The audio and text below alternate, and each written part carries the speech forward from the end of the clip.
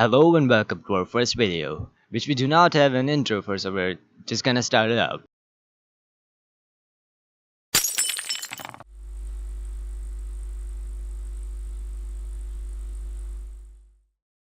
Our first video is gonna be about Rick and Morty. It's nothing really in particular, we're gonna look at some plot hole type stuff and some things that weren't explained.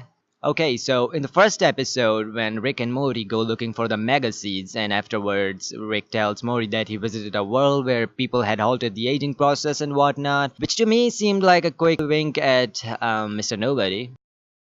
I thought Rick actually had this entire thing about going through the interdimensional customs and stuffing those mega seeds way up in Morty's butt well thought out and planned, but as to why he did it, well, I haven't thought that far ahead yet. Oh, and the dimension which they visit is called 35C. I noticed that this naming pattern is never again used after this point, so that's something to notice. Okay, so episode 2. Here's something weird I noticed. Snuffles, or as he likes to be called Snowball, his intelligence was increased by Rick to follow simple instructions, but he ends up being able to realize that the device he wears is actually powered by batteries, which is a little too much for following simple instructions. But you could say that Rick enhanced Snuffles' mental capabilities and enabled him to grow and learn as time passed, as far he did in Lawnmower Man. So, episode 3? Yeah, okay, Anatomy Park. Let's see. Oh yeah, in that episode, Rick gets the idea about increasing Ruben's size to such that Morty and everyone inside Ruben will be back to normal. So what I want to know is what happened to the viruses and bacteria that were inside Ruben that did not explode. Cause in this scene we can see clearly that his head didn't explode, neither did the arms and the one leg. But then again, the viruses were never shown to be in any other parts besides the stomach. Didn't think this one through, did I? Anyways, moving to episode 4, M. Night Shyamalan Aliens, which is a twist on this guy's name. get it? Cause I said twist? Oh, never mind. Alright, this is a bit confusing, but if you watch carefully, it's a bit obvious that Rick's and Jerry's simulations are two different simulations. Jerry's simulation does not have houses that are toasters and Pop-Tarts serving in them. Also, it's only running at 5% power. But if that is the case, then the confusing part is when Rick messes up the simulation inside the simulation in which Jerry's simulation is running. Why does Jerry's simulation get messed up?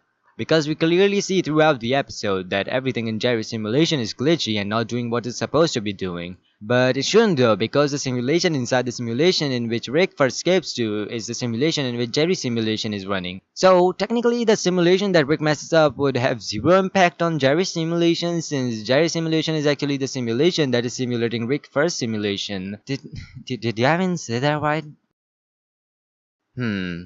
I didn't notice anything weird going on in episodes 6, 7, and 8, but what I thought was interesting in the episode Something Wicked, Rick meets and screws around with and then beats up the devil. And as we know, Rick doesn't actually believe in a god figure of any kind. Well, isn't the devil supposed to be the sworn enemy of God or something? Does that mean there is a god in the Rick and Morty universe then? Oh, and remember how Summer uses the monkey paw to save Mr. Lucius from killing himself? It's because of that reason that she used it that she loses her job, and not because Lucius is a complete dick. A lot of people don't know that, or at least I didn't know that when I watched it for the first time. Also, a side note, The Monkey's Paw is actually a horror short story by author William Wymer Jacobs. It was published in England in the year 1902. Also in that story, the paw of a dead monkey is shown to be some kind of talisman or wish-granting thing that grants the person who asks 3 wishes, but as all things that Mr. Needful was selling, the monkey paw was also cursed, which again, in Summer's case, was getting Zuckerberg by the devil. Episode 10, right? Oh yeah, there was a scene where Rick was brought to the citadel, and in the background there was a Morty that had 2 Ricks. That's all I got. I don't have any explanation or anything for that one, but I would like to know why he did have 2 Ricks. That's just putting it out there. Oh, and also there was something interesting going on in Rick's home. In the episode, the doofus Rick says that he's from the dimension J19 Zeta 7. To which the other Ricks reply, isn't that the dimension where everyone eats shit? If you remember Interdimensional Cable, there was a boy who liked eating shit. Doofus Rick never denies that he was not from that dimension. So, maybe? So that was it. We don't have an outro either, so I guess I'll see you in the next video or something. Bye.